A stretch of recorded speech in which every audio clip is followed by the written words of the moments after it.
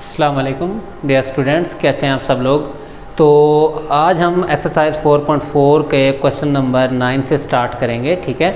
और अब हमारा मेथड चेंज हो रहा है, एलसीएम आ रहा है, ठीक है। उसने कहा है फाइंड एलसीएम। ये मेथड उसने डिस्कस नहीं किया आपने प्राइम फैक्टराइजेशन से करना है या डिवीजन मेथड से करना है, कई मेथड्स होते हैं, लेकिन हम इसको प्रेफर करेंगे प्राइम फैक्टराइजेशन के मेथड से, क्योंकि फैक्टराइजेशन आपको पता है जल्दी क्विक रिजल्ट देता है और जल्दी हो जाता है। और फैक्टराइजेशन हमने 4.1 और 4.2 के अंदर सीखी हुई है, ठीक है।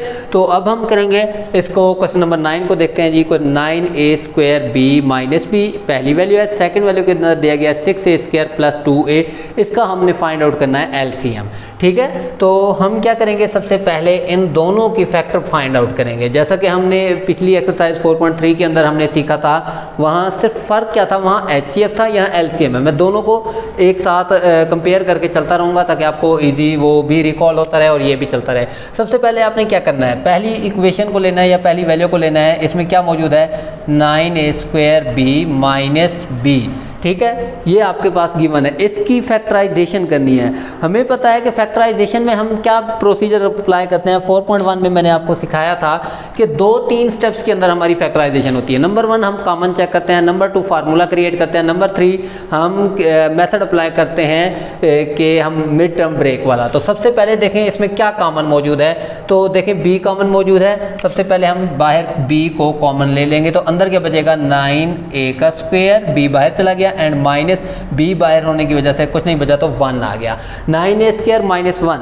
अब देखिए आपने कॉमन ले लेना, लेकिन आपने फैक्टराइज करना है इसको कंप्लीटली।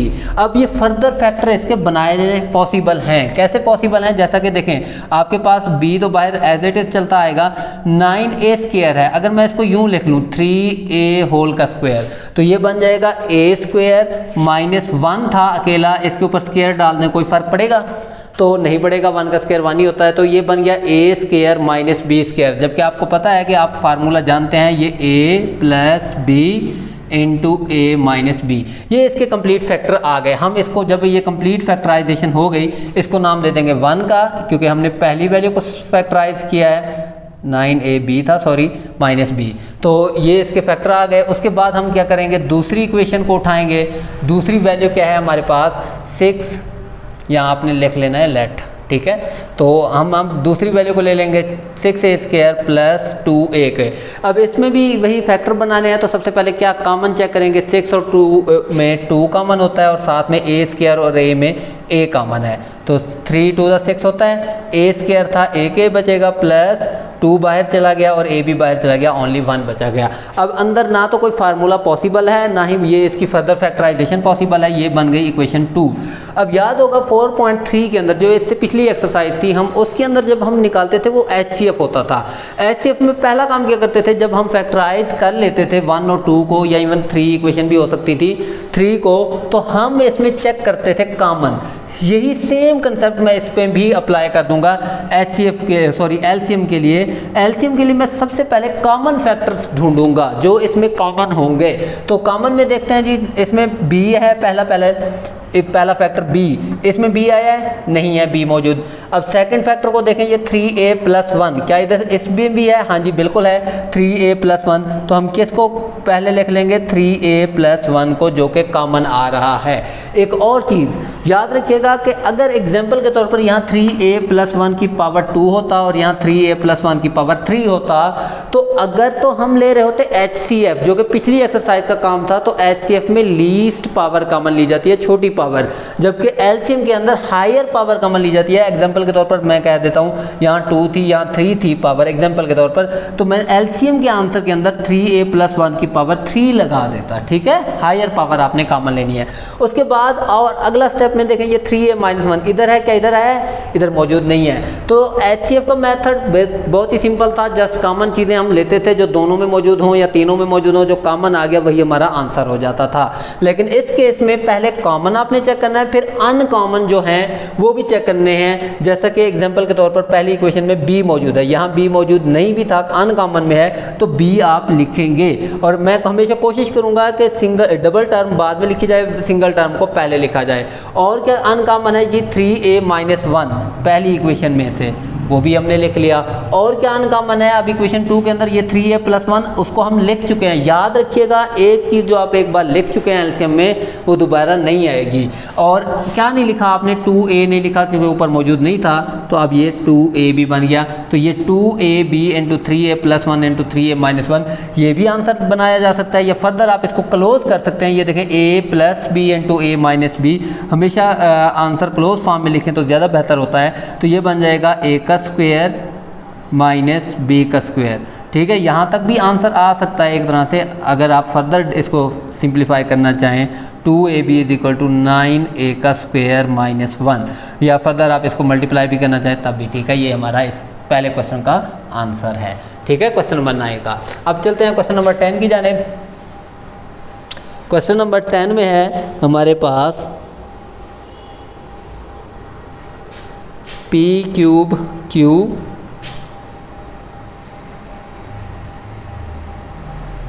आ गया जी -pq⁴।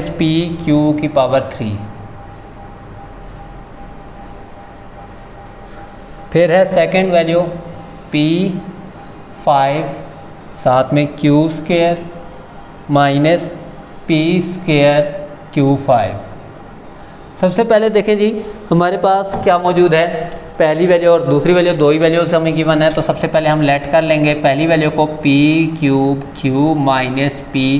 - pq⁴। अब इसमें देखें सबसे पहले इसमें क्या चीज़ कॉमन है, हमने इस इक्वेशन के अंदर देखें पहले कॉमन चेक करते हैं, क्योंकि फैक्टराइज करना है तो कॉमन तो चेक करेंगे। तो p इधर भी है इधर भी है, लेस पावर कॉमन ली जाती है हमेशा, एंड q दोनों में मौजूद है q। pq कॉमन आ गया तो इधर क्या रह गया p² और माइनस, और ये p बाहर चला गया, q³ में से 1 बाहर तो 2 बचा। अंदर देखें फार्मूला बन रहा है a² - b², जिसको आप सिंप्लीफाई करें तो a + b × a - b। तो इसको फर्दर आप सिंप्लीफाई नहीं कर सकते, फैक्टराइज नहीं कर सकते, तो ये इक्वेशन 1 बन गई। अब चलते हैं इक्वेशन 2 की जानिब। हमारे पास क्या मौजूद है p⁵q² - p² एंड q⁵। अब इसमें आप देखें सबसे पहले p इधर भी मौजूद है इधर भी मौजूद है, यहाँ पावर 5 है यहाँ पावर 2 है, तो कौन सी पावर कॉमन लेंगे, 2 पावर। सेम q² और q5 में q² कॉमन लेंगे, तो ये अंदर क्या बचा p³ माइनस था तो माइनस लगाएंगे, प्लस हो जाएगा प्लस, एंड q³ अब अगर गौर से देखें आपको फार्मूला याद आ रहा होगा a³ - b³, तो उसको हमने सिंप्लीफाई करके लिख देना है। ये आ गया p² q², इसमें क्या आ जाएगा माइनस वाला है a³ - b³ किसके इक्वल होता है a - b × a² + ab + b²। ठीक है, ये मैं हिंट के तौर पर यहाँ लिख देता हूँ, a³ - b³ = होता है a - b × a² + ab + b², क्योंकि ये लंबा फार्मूला है, बाज़ औक़ात भूल जाता है बच्चों को। तो खैर जी ये हमारे पास ये कंप्लीट इससे फैक्टराइज हो गई हैं दोनों इक्वेशनें। अब इसको फर्दर हम कंप्लीट फैक्टराइज नहीं कर सकते। तो अब हमने क्या करना है, इक्वेशन 1 और 2 की हेल्प से क्या लेना है, अपना एलसीएम लेना है। एलसीएम में याद रहे सबसे पहले आप, क्योंकि एचसीएफ सीख चुके हैं इसलिए एचसीएफ के मेथड से ही मैं एलसीएम को लेके चलता हूँ। तो यहाँ देखें p plus for example pq की बात कर लेते हैं, p इधर भी है इधर भी है, अकेला p तो दोनों में मौजूद है। यहाँ p का स्क्वायर है यहाँ p है, तो याद होगा आपको मैंने कहा एलसीएम में उलट चलना है, हायर पावर को आपने लिखना है। तो यहाँ पावर 2 है हायर, तो ये आ जाएगा। सेम q के केस में है, q उधर 1 है यहाँ 2 है, तो q² भी आ जाएगा, ये एलसीएम का हिस्सा बन जाएगा। फर्दर क्या चीज़ कॉमन है, इसमें है p + q, इसमें है नहीं है, अभी उसको छोड़ देंगे। p - q इधर भी है इधर भी है, तो p - q आप लिख सकते हैं। अब ऊपर वाली इक्वेशन में क्या मौजूद है, p + q, जिसको मैं बाद में लिख लूँगा, पहले ये वाली वैल्यू लिख सकते हैं क्योंकि ये फार्मूला है जिसको मैंने एट द एंड क्लोज कर देना है। तो ये बन जाएगा p² + pq + q²। ये इक्वेशन 2 में ये चीज़ हमने नहीं लिखी हुई थी, ठीक है, ये कॉमन भी नहीं बन रही। ठीक है, मैं इक्वेशन 2 से इक्वेशन 1 की तरफ ट्रैवल कर लेता हूँ कि यहाँ से देखें मैंने p² q² दोनों में कॉमन था, p - q दोनों में कॉमन था, वो कॉमन लिखे। अनकॉमन में ये अनकॉमन था, और इधर से ये वाली वो चीज़ है जिसको हमने अभी तक नहीं लिखा, तो ये p + q हम यहाँ पर लिख सकते हैं। तो अब देखें ये p² q² ये फार्मूला है a - b × a² plus A B plus B square, पहले हमने इसको ओपन किया तो इसको अब हम क्लोज कर सकते हैं P cube minus Q cube की फॉर्म में, और साथ में है पी प्लस क्यू। ये इसके तमाम फैक्टर्स मौजूद हैं और यही हमारा आंसर है। ठीक है, क्वेश्चन नंबर 10 डन हो गया। उसके बाद चलते हैं जी क्वेश्चन नंबर 11 की जानिब और 12 की जानिब।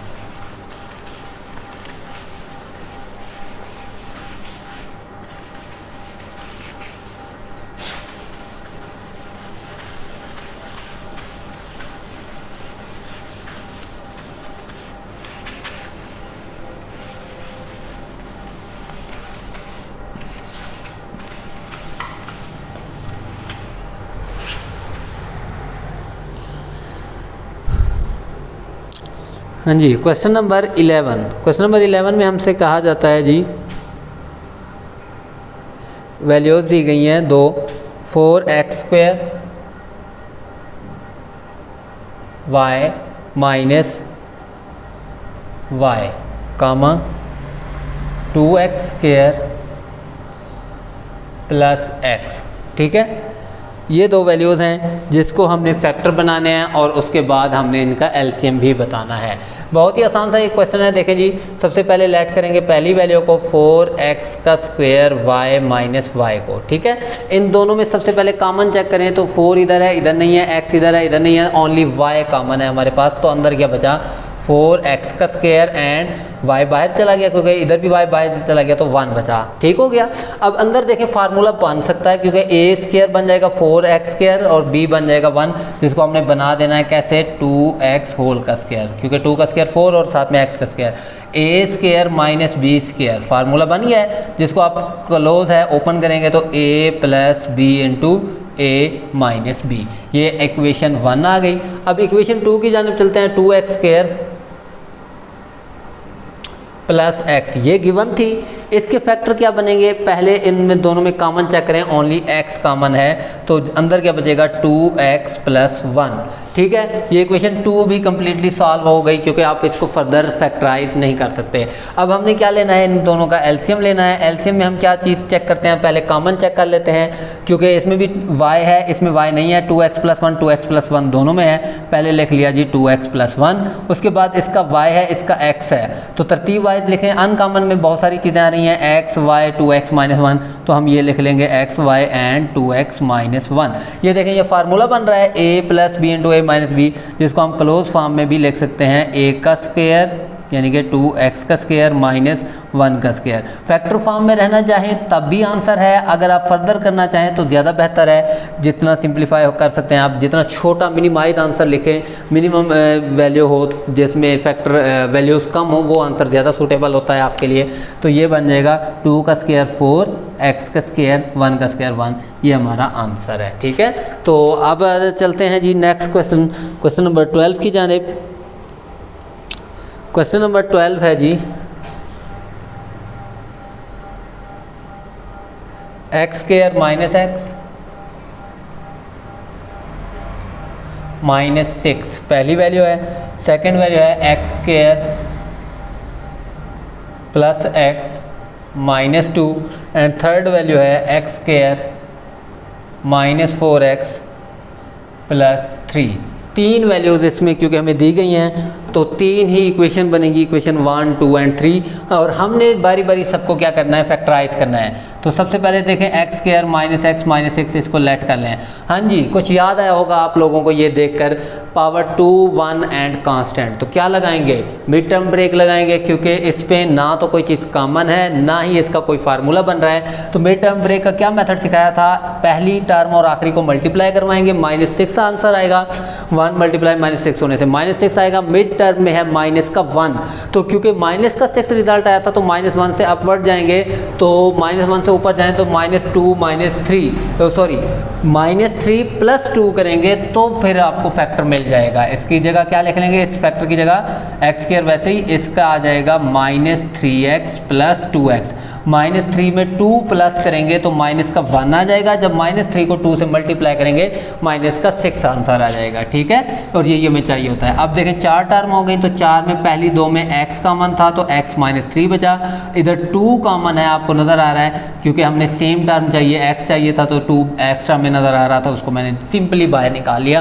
तो अंदर x -3 और x -3 सेम हो गया, जो सेम हो गया उसको एक दफ़ा लिख लें और बाहर वालों को जोड़ दें, ये कम्प्लीटली सॉल्व हो गया, ये इक्वेशन 1 बन गई। अब आते हैं इक्वेशन 2 की जानब, ये भी आप वही सेम है, पावर 2 है, 1 है एंड कांस्टेंट है। 1 को मल्टीप्लाई करेंगे -2 से तो -2 प्लस 1 है मिड में, 1 से ऊपर जाएंगे प्लस का 2 माइनस का 1, ये फैक्टर मिलेगा, प्लस का 2x एंड 1 नहीं लिखते होते हैं x लिख लेते हैं, माइनस का 2। अब इनमें भी x कॉमन है पहली 2 में तो अंदर x प्लस 2 बचा, माइनस का 1 कॉमन लेंगे ताकि ये सेम हो जाए। साइंस का भी हम ध्यान रखेंगे, ये माइनस चेंज हो गया प्लस में और अगला माइनस भी चेंज हो गया प्लस में, तो x प्लस 2 सेम हो गया, x प्लस 2 को एक दफ़ा लिखेंगे और बाहर वालों को हमने जोड़ देना है। ये मेथड हमने क्या सीखा हुआ है, 4.1 के अंदर मिड टर्म ब्रेक को हमने सीखा हुआ है। ये बन गई जी इक्वेशन 2। और लास्ट इक्वेशन है, फिर से देखें x² है, -4x है एंड +3 है।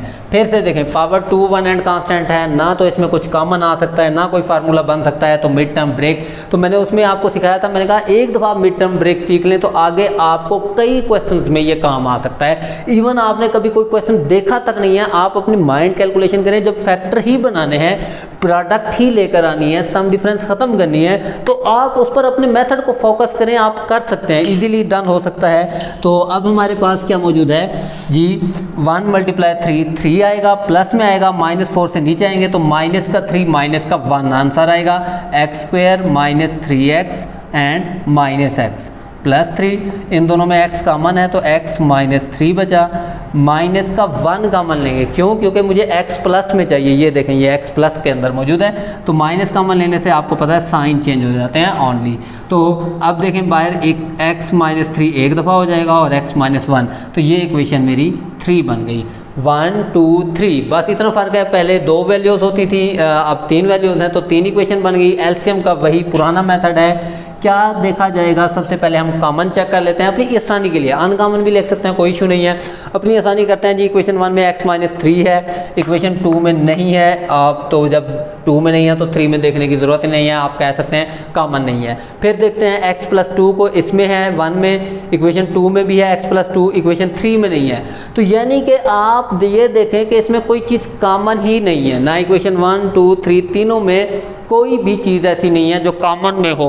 अगर कॉमन नहीं है, अगर तो मैं कर रहा होता HCF तो मेरा आंसर आ जाना था 1, ठीक है, जब कुछ कॉमन नहीं होगा तो 1 आएगा। क्योंकि अब मैं एलसीएम कर रहा हूँ, एलसीएम का ये मेथड होता है कि हर चीज़ एलसीएम का हिस्सा बनेगी, चाहे वो कॉमन है चाहे वो अनकॉमन है। अब देखते हैं जी, x -3 अनकॉमन में यहाँ भी था और कहाँ मौजूद था, यहाँ भी था। हम अनकॉमन को इसलिए चेक कर रहे हैं क्योंकि हम इसकी ग्रेटर पावर को देखेंगे, अगर यहाँ पावर ग्रेटर होती और यहाँ लेस होती हम इसको उठाते, या इसकी यहाँ लेस होती यहाँ ग्रेटर होती, तो जहाँ ग्रेटर पावर है आपने हमेशा वही पावर यूज़ करनी है एलसीएम के अंदर। ये x -3 आ गया। इक्वेशन 1 में और क्या चीज़ थी, x +2 थी, अब उसको किसी और इक्वेशन में भी आपने लाजमन देखना है, मसलन 2 में भी है x +2, 3 में तो है नहीं, अगर होता तो वो कॉमन के केस में चला जाता। अनकॉमन में ये 2 जगह आया है लेकिन दोनों में पावर सेम है, जहाँ सेम है तो फिर आप जो मर्जी आप उठाना चाहें कोई इशू नहीं है, एक ही दफ़ा लिखना है। लेकिन अगर यहाँ पावर 2 होती, यहाँ 3 होती तो मैं ये वाली पावर उठा लेता। और अब इक्वेशन 1 के अंदर 2 ही फैक्टर थे, मैं दोनों ले चुका हूँ। इक्वेशन 2 के अंदर आते हैं, देखें x +2 है, आंसर में आपने अपनी नज़र दौड़ाएं, x +2 तो आप लिख चुके हैं, उसको दोबारा नहीं लिखना। x -1, क्या आप x -1 लिख चुके हैं, नहीं लिखा, तो आप x -1 लिखेंगे। इक्वेशन 2 भी कंप्लीट हो गई। अब इक्वेशन 3 के अंदर आ जाएं, x -3 लिख चुके हैं, x -1 लिख चुके हैं और कोई भी फैक्टर नहीं बचा, तो ये जी हमारा आंसर है। क्योंकि यहाँ कोई फार्मूला बन नहीं रहा जिसको क्लोज कर सकें, तो यहाँ तक जी हमारी एक्सरसाइज 4.4 के क्वेश्चन नंबर 12 तक हो गया। कल इंशाल्लाह हम पढ़ेंगे क्वेश्चन नंबर 13 से ऑनवर्ड और कल हमारी एक्सरसाइज एंड हो जाएगी। अल्लाह हाफिज़।